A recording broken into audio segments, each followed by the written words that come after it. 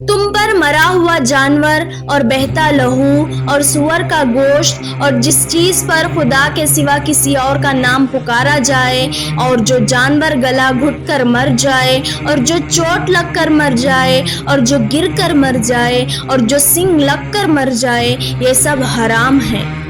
اور وہ جانور بھی جس کو درندے پھاڑ کھائیں، مگر جس کو تم مرنے سے پہلے ذبح کر لو، اور وہ جانور بھی جو تھان پر ذبح کیا جائے، اور یہ بھی کہ پاسوں سے قسمت معلوم کرو، یہ سب گناہ کے کام ہیں۔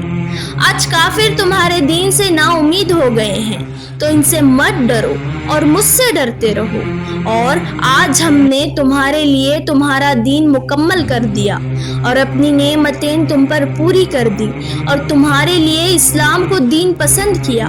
ہاں، جو شخص بھوک میں ناچار ہو جائے، بشرطیکہ گناہ کی طرف مائل نہ ہو، تو خدا بخشنے والا مہربان ہے۔